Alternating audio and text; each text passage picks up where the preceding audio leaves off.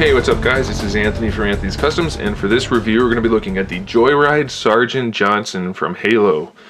Now this figure is not the best figure, I'm going to say right off the bat, but if you're going to collect the campaign characters from Halo from the Joyride series, then he's a must-have obviously because he's Johnson.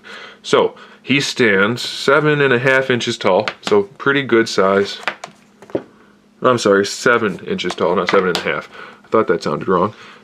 He has almost no articulation though, so that's not the best. I don't know which accessories he came with, but right now I have with him the assault rifle, the sniper rifle, and a pistol. I'm pretty sure the pistol he never came with, but I have it anyway, I don't know why.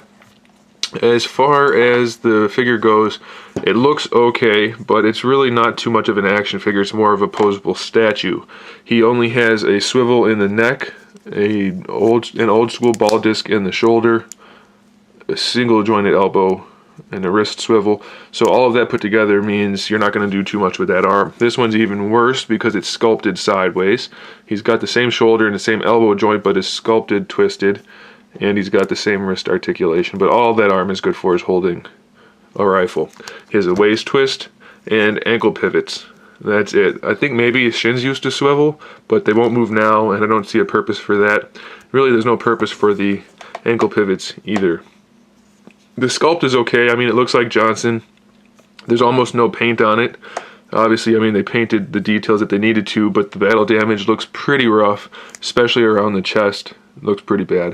And there's no shading or anything. The face is okay. It's definitely recognizable as Johnson, but don't expect to be wowed by this figure. He's really only good for one thing, and that is to have him standing there with a gun pointing forward. So the fingers are made out of a softer material, so you can get the guns in there pretty easily. So go ahead and put a gun in his hand. Starting to think that maybe the sniper didn't come with him, and I just busted it. Okay, so don't do that. So here he is with the sniper. Wow.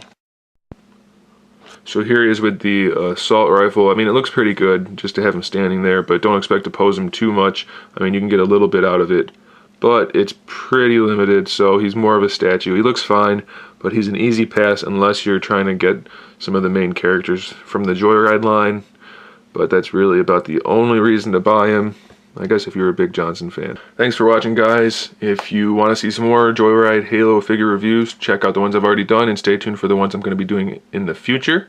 Stay tuned for other good stuff like custom figures and other figure reviews, and in the meantime, keep collecting.